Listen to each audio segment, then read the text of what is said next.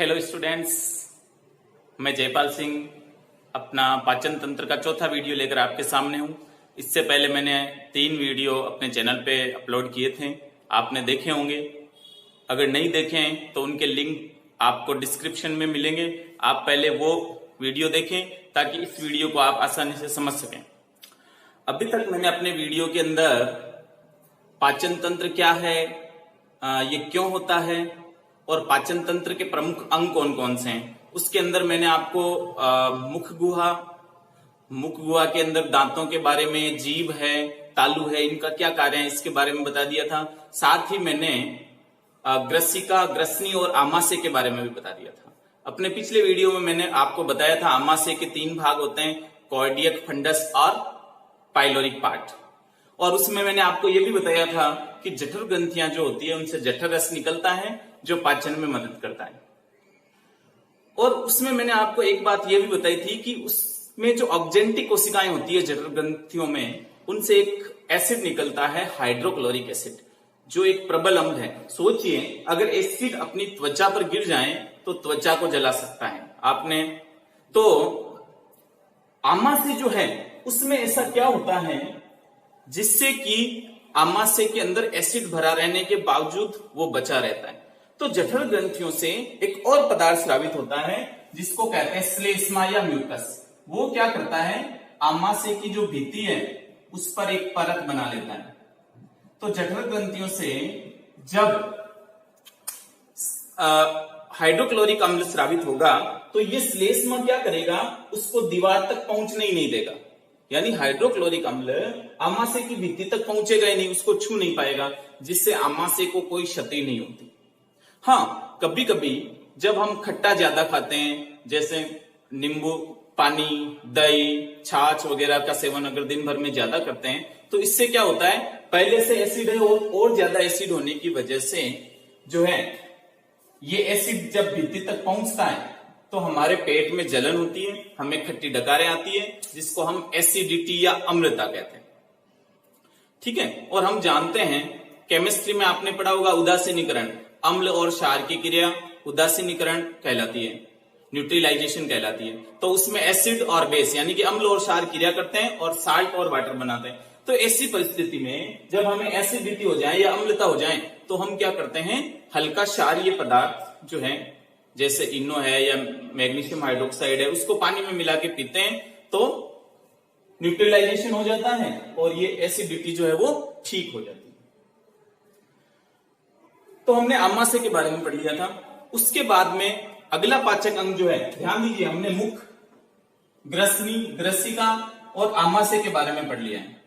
अब बचे हुए अंग, पाचक अंग कौन कौन से रह गए, एक तो छोटी आंत यानी कि स्मॉल इंटेस्टाइन, और फिर अगला पाचक अंग था बड़ी आंत यानी कि लार्ज इंटेस्टाइन, और उसके बाद में बची थी पाचक ग्रंथियां, जिसके अंदर एक तो लार ग्रंथियां होती है जो मुख में होती है, फिर लीवर ग्लैंड यानी यकृत ग्रंथि और अग्न्याशय ग्रंथि यानी कि पेनक्रियाज। इनके बारे में हम अगले आने वाले वीडियो में पढ़ेंगे, लेकिन आज हम बात करने जा रहे हैं छोटी आंत और बड़ी आंत के बारे में। तो पहले बात करते हैं छोटी आंत के बारे में। ध्यान दीजिए, जो आमाशय है उसका ये कॉर्डियक भाग है, यहां पर कॉर्डियक स्फिंक्टर होता है, ये पाइलोरिक पार्ट है, यहां पे पाइलोरिक स्फिंक्टर होता है। तो ये पाइलोरिक स्फिंक्टर जो है वो आमाशय से भोजन को छोटी आंत में पहुंचाता है। छोटी आंत जो है वो आमाशय से लेकर के ये वाला भाग जो है, यानी ये जो पार्ट है जो आमाशय और बड़ी आंत के बीच में है, इसी को हम कहते हैं छोटी आंत। इसका नाम तो छोटी आंत है क्योंकि इसका व्यास कम है। देखिए आप ध्यान से, इसका आपको व्यास ज्यादा दिखेगा जबकि बड़ी आंत का व्यास ज्यादा है। तो छोटी आंत का व्यास कम होने की वजह से इसको हम छोटी आंत कहते हैं। हालांकि ये बड़ी आंत से काफी लंबी होती है, इसकी लंबाई जो है लगभग 2.25 मीटर होती है छोटी आंत की। ठीक है, फिर भी हम इसको व्यास की वजह से इसको हम छोटी आंत कहते हैं। छोटी आंत के 3 पार्ट है। सबसे पहला पार्ट जो है जो आमाशय से जुड़ा हुआ है, आमाशय के ठीक बाद में आपको ये सी शेप या यू शेप का जो पार्ट दिख रहा है, इसको हम कहते हैं ड्यूोडिनम यानी कि ग्रहणी। और इसके बाद का पार्ट जो है, ये पार्ट जो है इसको कहते हैं जेजुनम यानी कि अग्रशुदांत्र। और थर्ड पार्ट जो कि बड़ी आंत से जुड़ा रहता है, ये लास्ट वाला जो पार्ट है छोटी आंत का, इसको हम कहते हैं इलियम। तो सबसे पहले बात करते हैं ग्रहणी। तो ग्रहणी क्या है? आमाशय से जुड़ी हुई है। इस ग्रहणी में अग्न्याशय ग्रंथि से आने वाला अग्न्याशयी रस और यकृत से आने वाला यकृत रस दोनों मिलकर के इस ग्रहणी में खुलते हैं और वो पाचन में मदद करते हैं। दरअसल पाचन का अधिकांश क्रिया जो है वो यहीं पर होती है। मुख में और आमाशय के अंदर भोजन का आंशिक पाचन होता है, लेकिन ग्रहणी के अंदर ही पाचन की क्रिया पूरी होती है। तो पाचन की क्रिया इस ग्रहणी वाले भाग में कहां से होगी? एक तो अग्न्याशय से आने वाला अग्न्याशयी रस, यकृत में बनने वाला यकृत रस यहां पर इस पित्ताशय में एकत्रित हो जाता है, यानी कि गॉल ब्लैडर के अंदर ये इकट्ठा हो जाता है। और यहां पर जो है एकत्रित होने के बाद में ये अग्न्याशय से आने वाली अग्न्याशय वाहिनी और पित्ताशय से आने वाली पित्त वाहिनी दोनों मिलकर के यहां ग्रहणी के अंदर एक वाल्व से खुलती है, एक कपाट से खुलती है, जिसको कहते हैं ओडी का वाल्व यानी कि स्पिंक्टन ऑफ ओडी। स्पिंक्टन ऑफ ओडी जो है वो यहां इस ग्रहणी के अंदर यानी कि ड्यूोडिनम में खुलता है, जिससे पेनक्रेटिक जूस यानी अग्न्याशयी रस और गॉल ब्लैडर का जो जूस है वो यहां पर पहुंचता है। और उसमें कौन कौन से एंजाइम होते हैं और वो किस तरह से पाचन करते हैं उसका हम अगले वीडियो में चर्चा करेंगे। तो ये तो हो गया ग्रहणी। उसके बाद है जेजुनम। दरअसल जेजुनम जो है इसका अर्थ होता है खाली यानी रिक्त। जब किसी व्यक्ति की मृत्यु हो जाती है तो ये वाला जो पार्ट है यानी ग्रहणी के बाद वाला और इलियम से पहले वाला, ये वाला जो पार्ट है ये एकदम खाली हो जाता है। पोस्टमार्टम करने पर ये वाला पार्ट खाली दिखता है, इसलिए इसको कहते हैं जेजुनम। यहां पर क्या होता है? यहां पर भोजन का अवशोषण होता है, जिसके बारे में हम पाचन की क्रियाविधि में बात करेंगे। तो ये हो गया सेकंड पार्ट। और थर्ड पार्ट जो है छोटी आंत का वो है इलियम, जिसको हम कहते हैं शुदांत्र। तो छोटी आंत का अंतिम भाग जो बड़ी आंत से जुड़ा रहता है, बड़ी आंत के सिक्कम भाग से जुड़ा रहता है, उसको हम क्या कहते हैं? उसे हम कहते हैं इलियम या शुदांत्र। तो अग्र शुदांत्र और शुदांत्र जो है इनके अंदर पाचन होता है। दरअसल अग्र शुदांत्र और शुदांत्र जो है, जैसे मैं अग्र शुदांत्र और शुदांत्र की आंतरिक परत के बारे में बात करूं, ये तो बाहरी परत हो गई, इधर भी ये बाहरी परत और ये आंतरिक परत। तो इसमें अंगुलीनुमा उभार होता है, फिंगर लाइक स्ट्रक्चर्स होते हैं, जिनको हम कहते हैं रसांकुर। ये रसांकुर जो होते हैं उसमें क्या होता है? ब्लड वेसल्स होती है, रक्त नलिकाएं होती है। तो क्या होगा? जब पचा हुआ भोजन, डाइजेस्टेड फूड जो है, क्योंकि जो ग्रहणी है उसमें पाचन पूरा हो चुका होगा, तो वो पचा हुआ भोजन जो है वो जब इसमें अग्रशुदांत्र और शुदांत्र यानी कि जेजुनम और इलियम में आता है, तो वहां पर क्या होता है? उसका एब्जॉर्प्शन होता है, अवशोषण होता है, और वो इन रसांकुर के अंदर जो ब्लड है उसमें चला जाता है। और ब्लड क्या करेगा? ब्लड उसको सर्कुलेट करते हुए जो है सेल्स है हमारी बॉडी की वहां तक पहुंचाएगा। याद कीजिए मैंने पहले वीडियो में बताया था कि डाइजेशन के अंदर क्या होता है? जटिल कार्बनिक पदार्थ है वो सरल कार्बनिक पदार्थों में बदलते हैं और वो कोशिकाओं के अंदर पहुंचते हैं। तो वहां तक पहुंचाने का काम यहाँ अवशोषण के बाद रक्त के माध्यम से होगा, जिसके बारे में हम परिसंचरण तंत्र में पढ़ेंगे। अब ये जो शुदांत्र है इलियम, ये बड़ी आंत में खुलती है। बड़ी आंत के भी 3 भाग हैं। सबसे पहले ये जो शुरुआत का पार्ट है जो कि छोटी आंत से जुड़ा हुआ है, छोटी आंत के इलियम वाले पार्ट से जुड़ा हुआ है, इसको हम कहते हैं उंडुक या सिक्कम। उसके बाद में ये जो पार्ट है बड़ी आंत का, उसको हम क्या कहते हैं?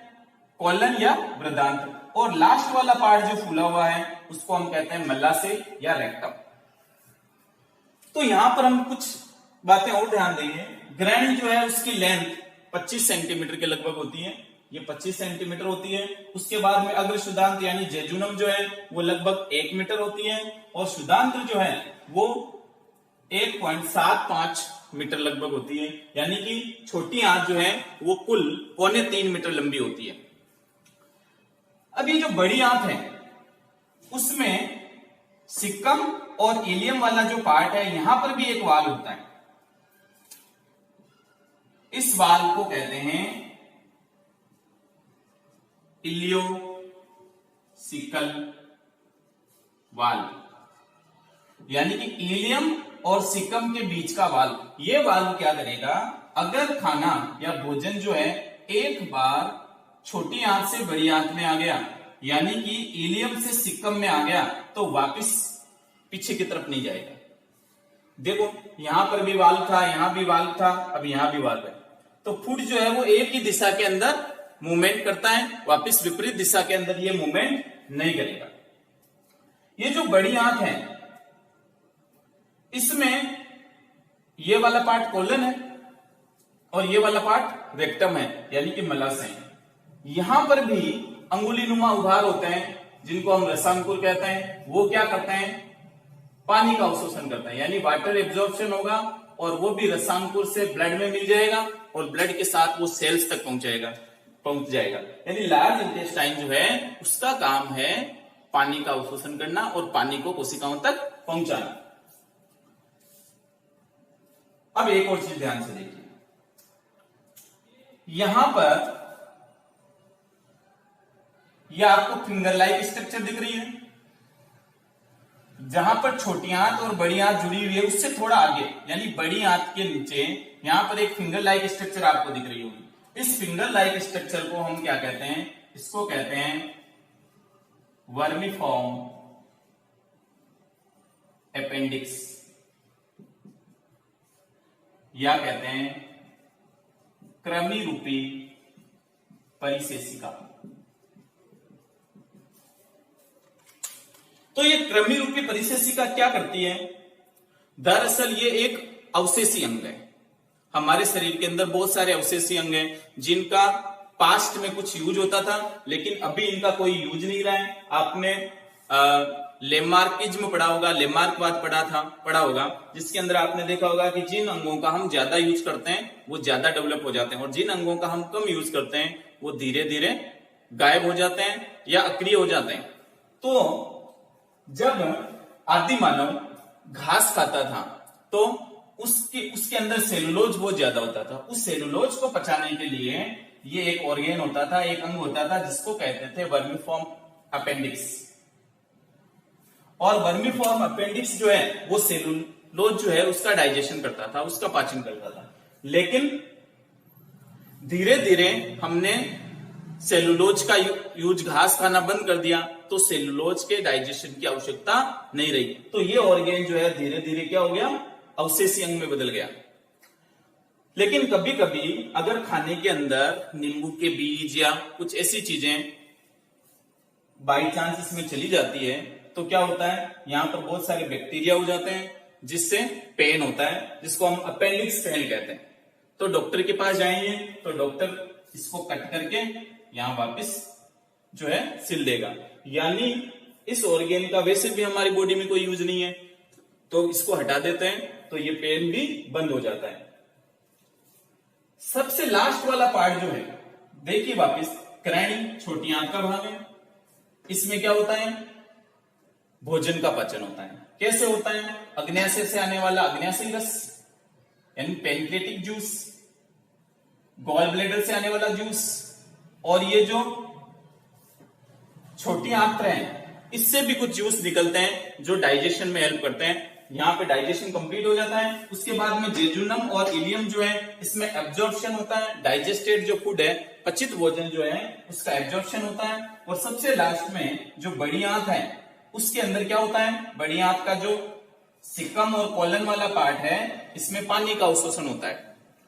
और उसके बाद में जो अपचित भोजन है, ऐसा भोजन जो पचेगा नहीं, वो कहां आ जाएगा, रेक्टम में इकट्ठा हो जाएगा। और रेक्टम जो है उसमें जैसे जैसे अपचित भोजन इकट्ठा होगा उस अपचित भोजन को हम मल कहेंगे, स्टूल कहेंगे। और उसको यहाँ पर एक द्वार, एक छिद्र होता है जिसको कहते हैं मल द्वार या गुदा या एनस, जिसके थ्रू जो है अपचित भोजन को शरीर से बाहर निकाल दिया जाता है। यहां पर जो रेक्टम है उसमें दो वाल्व होते हैं, एक वाल्व ऊपर की तरफ और एक वाल्व नीचे की तरफ। ये जो ऊपर वाला वाल्व है, ये इसकी जो मसल्स होती है, इसकी जो पेशियां होती है वो अनैच्छिक होती है, यानी उन पर हमारी इच्छा का नियंत्रण नहीं होता, हमारा कंट्रोल नहीं होता, हमारे ब्रेन का कंट्रोल नहीं होता। हाँ, ये नीचे वाला जो वाल्व है इसको हम कुछ देर के लिए कंट्रोल कर सकते हैं, लेकिन लंबे समय तक जब प्रेशर बढ़ता जाएगा, स्टूल इसमें ज्यादा एकत्रित होता रहेगा, तो ये वाल्व भी ओपन हो सकता है। तो आप ये डायग्राम बनाइए, नोट कीजिए।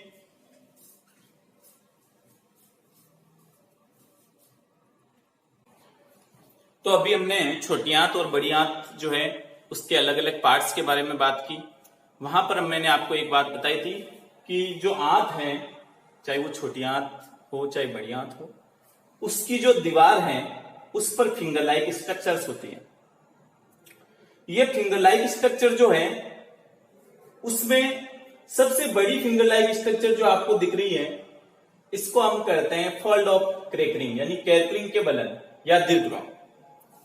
इनके ऊपर आपको और फिंगर लाइक स्ट्रक्चर दिख रही होगी। ये फिंगर लाइक स्ट्रक्चर जो है, अंगुलीनुमा जो उभार है, इनको हम कहते हैं रसांकुर।